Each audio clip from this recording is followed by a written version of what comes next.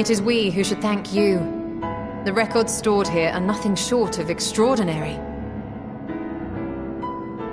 There is much we could learn of Zodiac and his imprisonment, but perhaps you could offer us more focused guidance. Pray, tell us of the calamity that came before and comes now again.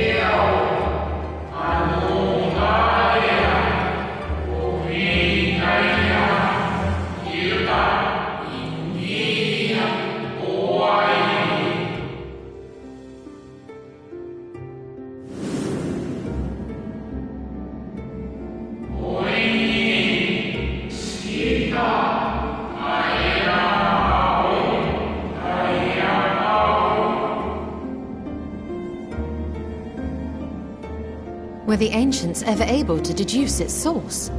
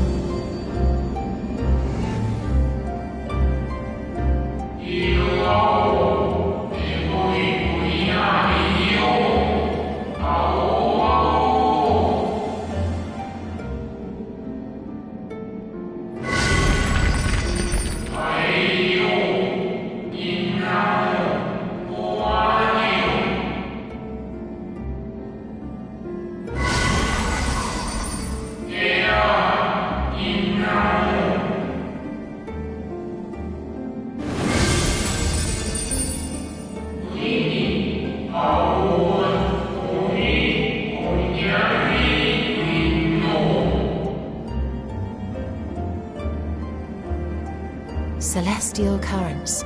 I cannot say I am familiar with the concept.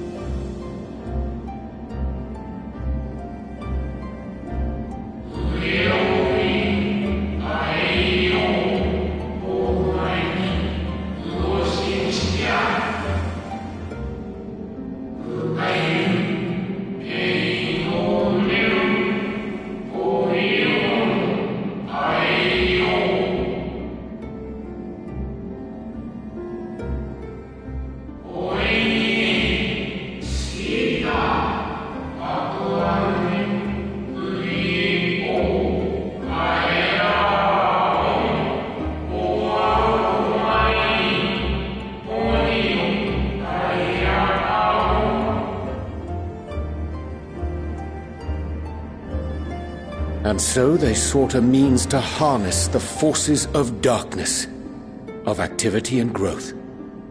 Thus was Zodiac conceived. No less a power than a god's could set right the laws of nature and quicken the flow of ether within the star.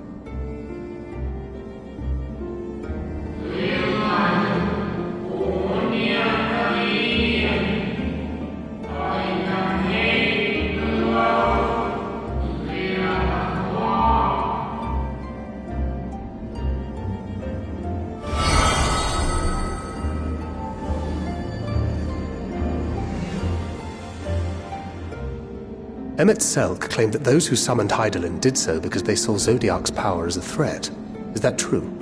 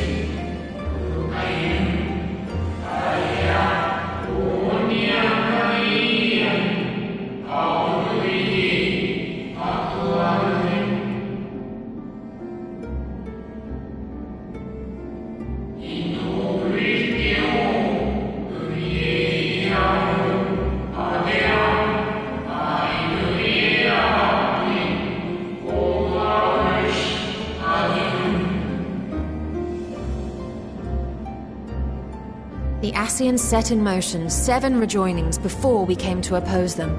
How many more worlds would have been lost had we not placed our faith in her? How many more souls living in the present would have been snuffed out for the sake of those long dead?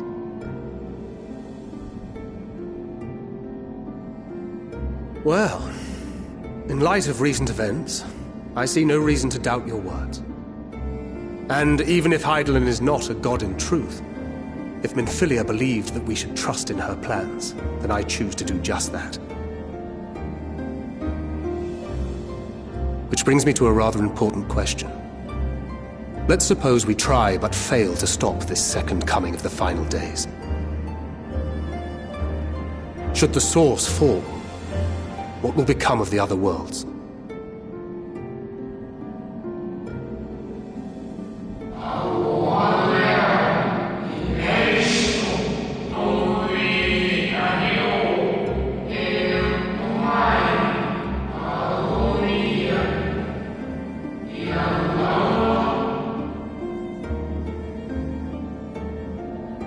Oh.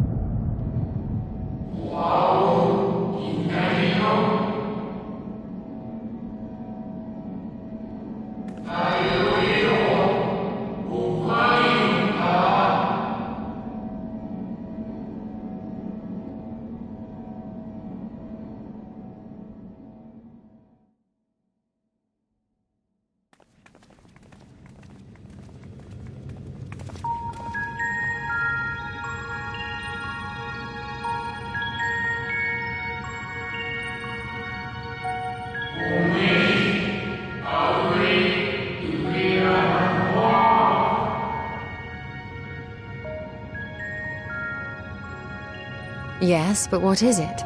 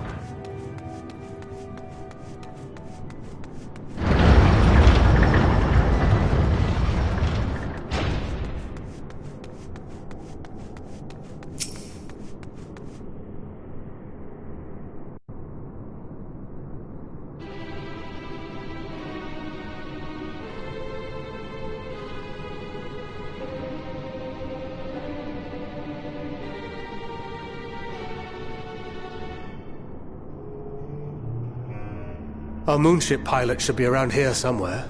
Is that right?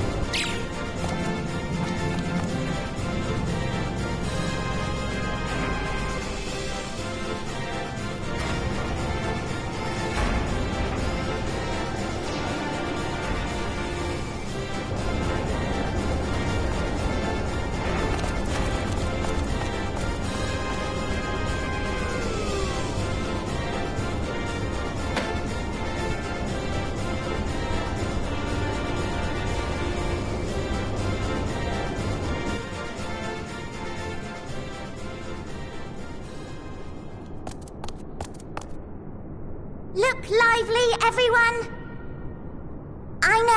I know, this 1243rd inspection is a mite ahead of schedule, but it is of the utmost importance, for Zodiac, alas, is no more.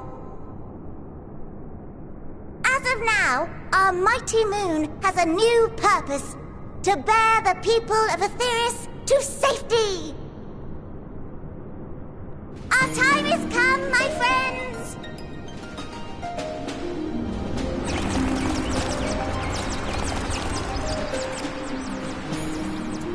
We must be swifter than swift. There is much to do before our guests arrive.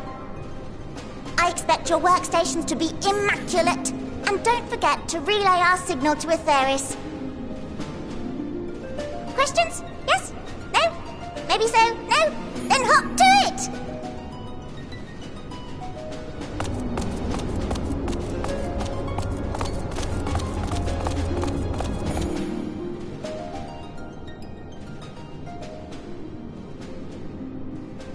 "'Tis a rather curious crew she hath chosen. Their endearing forms intended to ease the passengers' hearts, perhaps." Perhaps.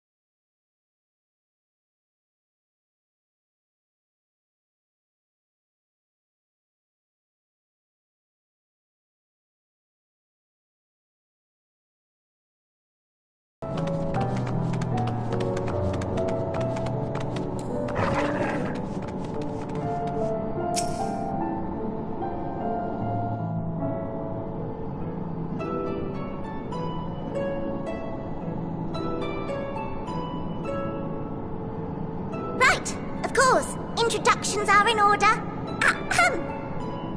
My name is Livingway, and we are the Lotharites, created for the express purpose of commanding this ship and bearing the people of Aetheris to a brave new world. More specifically, I am the one whom she charged with the execution of her most vital plans. You might say I'm her right paw. Livingway's the name, map reader and navigator of the heavens.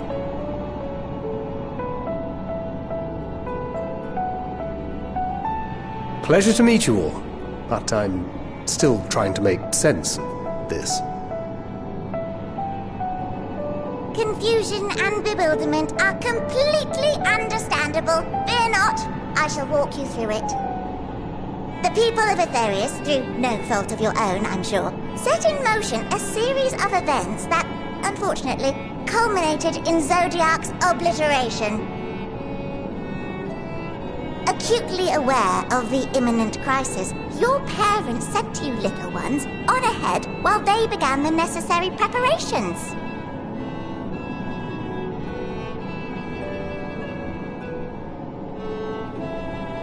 Still not following? No? Very well, I shall elaborate further.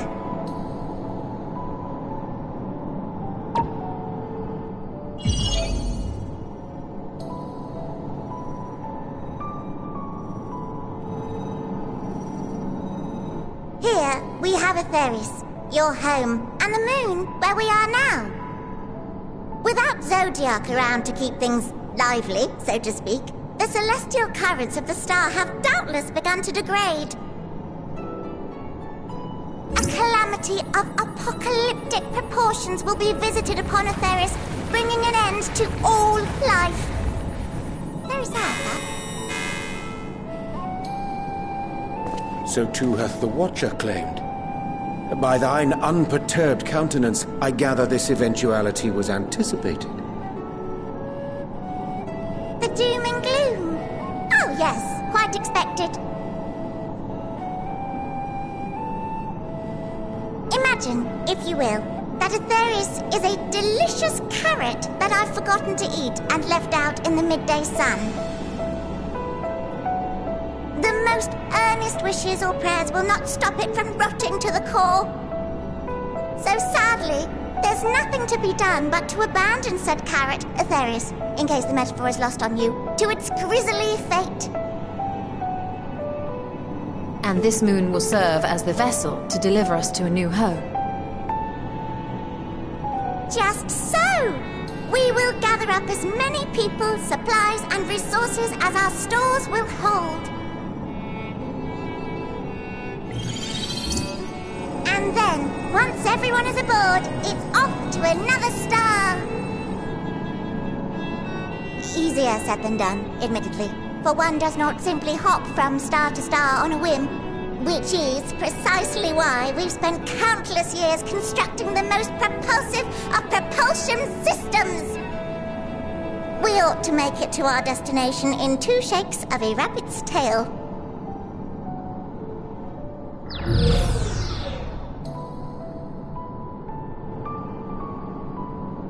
Impressive technology. I dare say it is beyond anything we have ever seen. No need to shower us with praise. All we've done is faithfully carry out the instructions left to us by Hydaelyn. Back in the old days, when she was still just Venar, she was dedicated to the study of the world and its inner workings. And the Watcher, the real one, not the simulacrum you met, was one of her fellow researchers. We and this wondrous vessel masquerading as a moon are products of their knowledge and know-how. There's certainly more to you all than meets the eye. Might I ask where exactly you intend to take us? We identified a few promising candidates for resettlement some time ago, but we cannot guarantee that they are fit for habitation. Moreover, the ship can only travel in short bursts. We intend to go down our list, hopping from star to star, until we find one suitable for resettlement. No need to worry, though. The vessel is being refurbished with accommodation for an extended stay as we speak. While we did have to rely upon outside help to determine what amenities were essential, I dare say we have risen to the challenge. Help? From who? From you and yours! Who else? Each time we woke to perform regularly scheduled maintenance, we were greeted by the resources you sent us. What better way to learn about preferences and proclivities of our present-day charges? Ah, but you're still adorable little children. Perhaps your elders were responsible for the deliveries. I'm not sure what led you to conclude otherwise, but I can assure you that we are all grown men and women. And I very much doubt my elders know this place exists, much less how to send you so much as a starlight missive. What? Then who in blazes let you on my moon?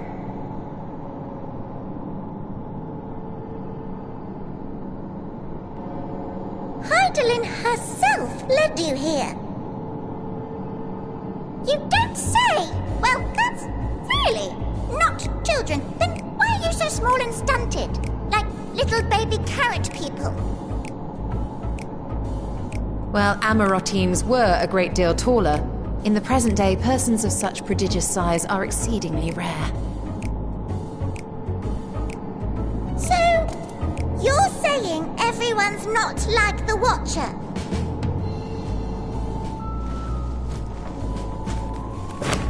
Oh, confound it all!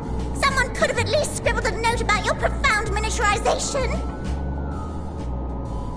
That tome in thy possession. Oh, this? One of the first books sent to us. A compendium of the people of Aetheris, with a few blank pages at the back for minor corrections and updates as needed. The sum total of our knowledge of your kind is contained in these pages. I thought it was abridged and made small for our benefit, but this isn't a regular-sized book, is it?